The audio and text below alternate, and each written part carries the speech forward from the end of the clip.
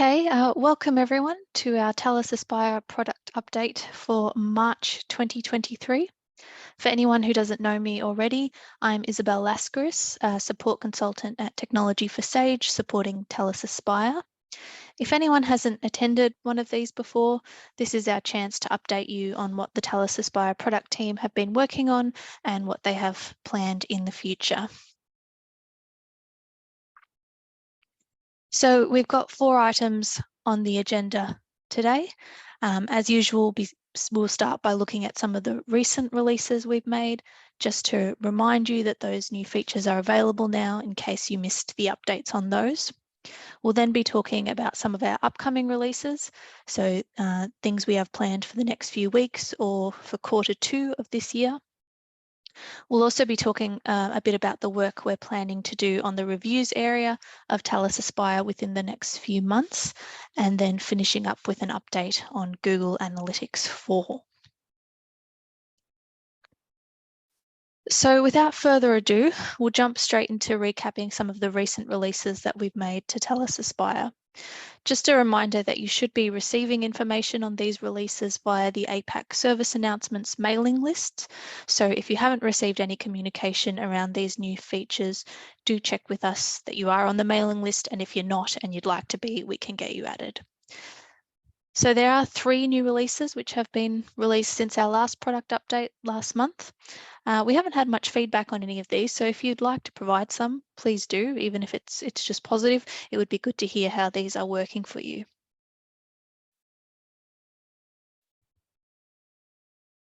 So the first release is the addition of comments in the review export. So for those of you who use reviews and who export your reviews, you should hopefully notice that a new column has been added to the export file, which includes the comment that the reviewer left against the item when they set an outcome. Previously, this was only visible when you looked at item by item within the review itself, but now you can see it in the export. So hopefully that's useful for those of you who are using reviews. It might be that you want to use the exported file internally or to share with academics who requested a review so they can see what action you've taken against each item.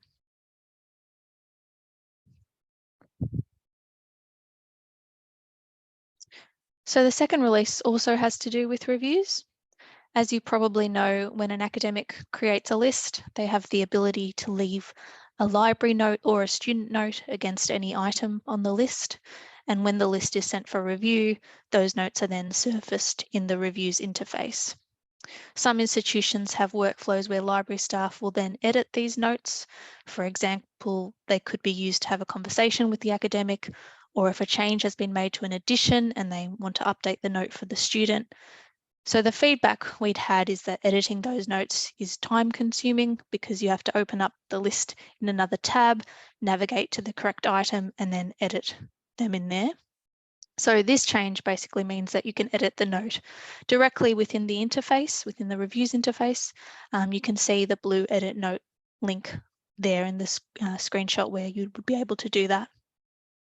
One of the questions we did get around this is that if you edit a note in the interface, does this affect the live list and does it republish the list? The answer to that is no. If you make updates to these notes, that's not going to republish a list and trigger a fresh review process.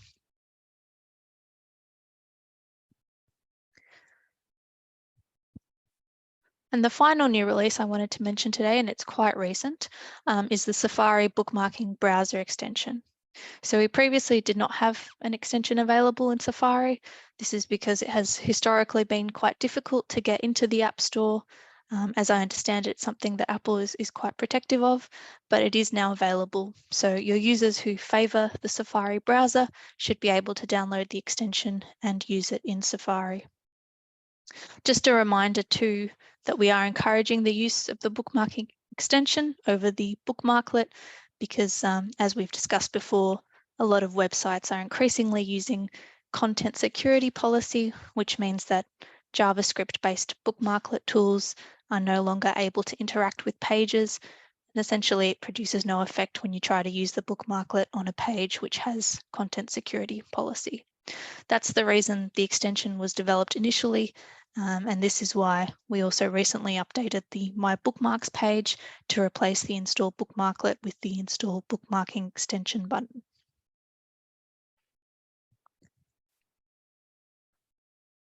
So on to some upcoming releases, and just to note, these are things that we are currently working on over the next quarter or so sort of April to June timeline. So the first thing to talk about here is LTI 1.3. As most of you will know, LTI 1.3 is available and some of you have upgraded to it.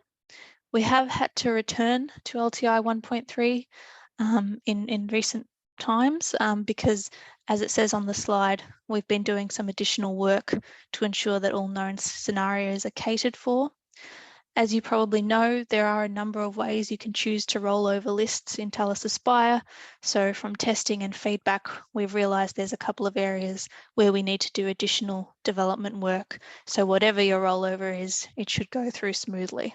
Basically, we're updating the logic within the system. As it says on the slide, this work should be completed by late April. If there is any delay, we will of course let you know before then. This does only affect you if you are already on LTI 1.3 and if you are planning to roll over before this additional work is complete. If you are in that position and we don't already know about it because you haven't told us, because we are aware that there are some institutions who are in that position, but if you think this is likely to affect you, it would be good to let us know now via support ticket. In addition, if you are using Blackboard, Blackboard have implemented the LTI 1.3 spec a little differently to what we might have expected, which means there is work on our end to address that as well. So I guess the main takeaway from all this is that we are working on these additional developments as a priority. As I said, if you are planning to roll over within the next month and you are on LTI 1.3 and we're not already aware of your rollover timeline, do let us know.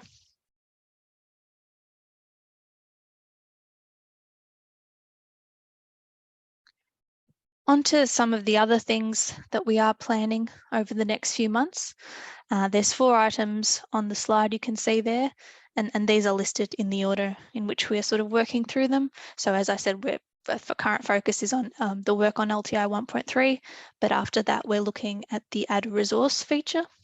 So as you probably know, at the moment, clicking add resource on a reading list allows the user to search for items they've previously bookmarked, or it searches as well within Nielsen book data, and we attempt to match results from there against your library catalogue. So one of the bits of feedback we've had is that universities would like to be able to search their own library holdings directly rather than going through Nielsen, so that a user can select material that is available because it is in your catalogue. So the initial integrations we'll be looking at doing will be with Primo, OCLC WorldCat and EDS before expanding. We'll also be looking at doing some more accessibility work. So this is something that we did last year, and we will be returning to this theme over the next few months. This came out of some feedback we had from a university who were looking at Talis Aspire, who have a full-time accessibility specialist who gave us a very good report. But they also highlighted a few areas where there could be small improvements made. So having received that really positive feedback, we thought it made sense to pick up on those suggestions that they made. In case you don't know, all of the accessibility work we do is tracked on our VPAT, which is available on the support site as well. Moving on from that, we will be working on making importance tags mandatory. This will be optional for university, so if you want your importances to be mandatory, you will be able to do that. But if you would prefer to keep things as they are, then you can also do that. And finally, continuous improvement. So obviously this is quite broad, but as you can imagine, there is an ongoing program of continuous improvement to the system. This could be small bug fixes or smaller new features. When those things are released, we will be talking about it in these product update webinars as usual.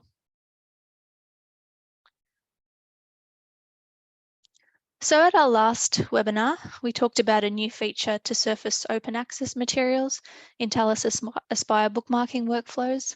I did a bit of a demo of that as well, so if you'd like to see that in action, do look at the February product update webinar recording. But basically the way it works is that when a user bookmarks an article for which we have found an open access version, they are presented with the option to use the open access link to the resource in the bookmark.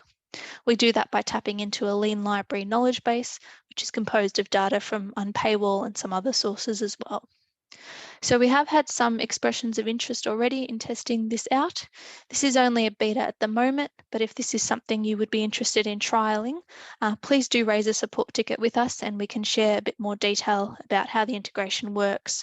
We can then switch it on for you at an agreed date, and then we'll want to speak to you a bit later to get your feedback on it, what you liked about it, what you thought could be improved, etc. So if you are interested in testing this out, please do raise a ticket.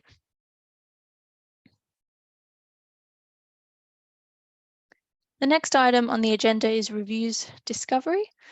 So we also touched on this at our last product update, but we've got quite a bit more detail now. So the product team are looking to undertake some discovery work on the reviews and acquisitions part of Talis Aspire. The team have had quite a bit of feedback already on this area, but they're looking to do a deep dive beginning after Easter, so the week beginning 17th of April. So at this stage, if you are interested in participating in this, and I think there are some of you who are quite interested, please do raise a support ticket. What this will involve is an hour or so long chat with the product team about what they plan to do in this area and to ask you what you would like to see in this area and how reviews would work better for you. It's worth noting here that the team is happy to hear from those who aren't using reviews. So some of you might have tested out reviews but found that you didn't want to use it. That could also be valuable feedback because we would get an idea of how it didn't currently meet your needs and how it could be improved. So this whole process is likely to take place in April and May. So if you'd like to participate and you have the time to do so, please raise a support ticket as soon as possible to express your interest in taking part in this. And just to let you know, the development of this area is scheduled for Q3 of this year, so sort of July through to September. The work might come in phases, depending on how much work there is to do, but that's the plan at this stage. As always, we also wouldn't be forcing everyone to move to the interface when it's available. We know that some of you have established workflows in the current iteration of reviews, so there will be flexibility in moving to new features, as there always is.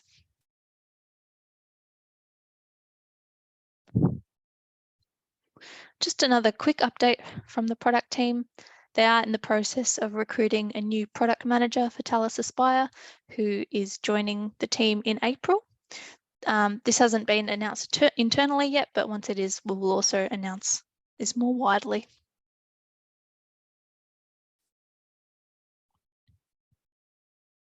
And the last item on the agenda is Google Analytics. Again, you might remember us talking about this before. Google is retiring their current iteration of analytics, known as Universal Analytics, on July 1st as they move to Google Analytics 4. So we have been working with some universities in the UK to get feedback on what features Google Analytics 4 has. Now, as part of moving you over to Google Analytics 4, we thought there was an opportunity here to do a bit of a tidy up of users who have access to your analytics. So within the next week or so, we will be sending out a form asking you to let us know which users you want to have access to your Google Analytics instance. So please do fill that out when it is sent. We just want one submission per university.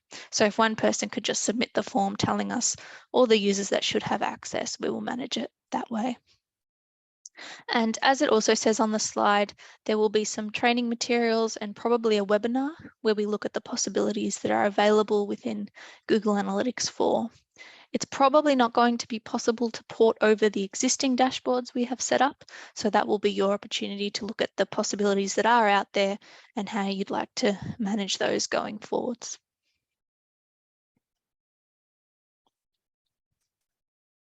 So that's all we had on the agenda for today. I'll take any questions you might have in a moment. Before I get to that, I just wanted to remind you of what we've got coming up. because there's a few things. So tomorrow, Friday, 31st of March, we have an APAC community discussion session. So if you've never attended one of these before, this is really an open discussion with Talis Aspire users across APAC. It's very informal. It's a chance for you to speak to each other, ask questions of each other, and share things you're doing. I have sent a reminder about this session with a link to register to the APAC service announcements mailing list. If you haven't received this and you'd like to attend, just let me know. I'll also just pop the registration link in the chat now. I've also created a Padlet for these sessions because unfortunately, we no longer have access to a rolling agenda doc that we can all use. So if you'd like to add something to the Padlet for discussion tomorrow, please do so. I'll just pop the Padlet link in the chat as well. And you can submit anonymously to the Padlet as well. So if you don't want to let us know that it's you asking a question or you've got a topic for discussion, but you're not keen to put your name against it, that's fine. Just submit anonymously and we'll throw it out there for discussion. Next week, we have a developer community drop-in session on Thursday, the 6th of April. So usually these are run on the first Friday of every month, but Friday, the 7th of April is of course Good Friday. So we've moved it up one day. There have also been time zone changes, unfortunately, so the time may differ from last time as well, depending on where you are. I have scheduled a reminder for this to go out on Monday, so that'll let you know the days and times it is running according to your time zone. If you haven't attended one of these sessions before, they are run by our consulting team, and it's really a great opportunity to get that face-to-face time with them. If you want to talk about LTI, APIs, advancements, anything sort of more technical, I would really encourage you to attend and ask your questions or share with others, etc. It is a drop-in session, so we are there for the whole hour, but you can feel free to drop in, ask your question, and then drop out again. So that is coming up next week, and I will send a reminder about the session on Monday. Our next product update will be in May. So we're doing, we're not doing a webinar for April due to the team being busy with Insight in the UK. So just, a reminder of that. The next one will be in May. The UK is also planning a rollover refresher webinar for May. I don't imagine you'll be able to attend that live, although you are welcome to, but you certainly can watch the recording if that's of interest.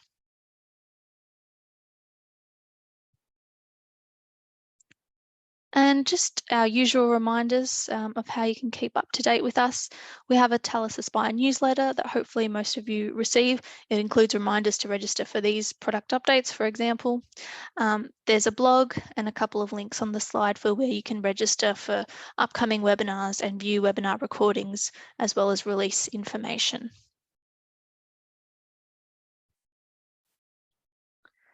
So that's all from me today. Does anyone have any questions? I don't see any in the chat. Oh, hang on. Sorry, there's a Q&A that I missed. Bex, your question is it possible to attach the report to the note we send to the requester when we complete a review? You mean the student note? That would be a feature request. All right, I'll note that down, Bex. Thanks for that. And just another question about importance tags. Would we be able to make only particular resource types mandatory? I think that at this stage, my understanding is they're just planning to importances as they are for all resource types, whether you want to make them mandatory or not. I will pass that feedback on to the product team. It's something they might consider, but I think my understanding is at this stage it will be, if you choose to turn it to make importances mandatory, it will be for all resource types, if that makes sense. Sorry, Bex, I've just seen your response. The note when you complete a review.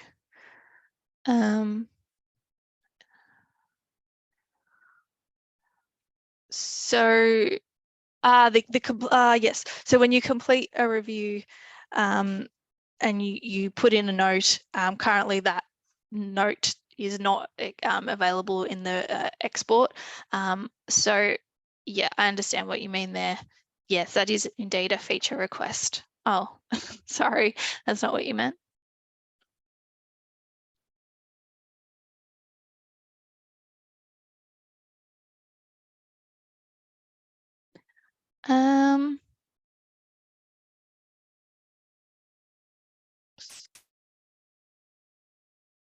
I'm not sure.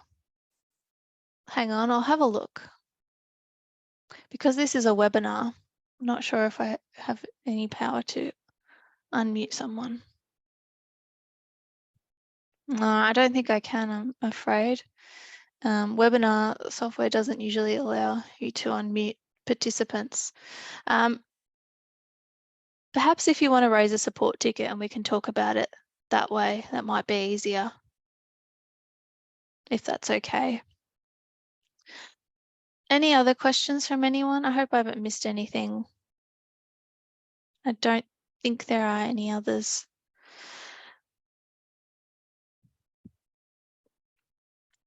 Okay. Yeah, once again, thank you for attending, and I will speak to you all one way or another soon. So thanks, everyone. Hope you have a good rest of the day.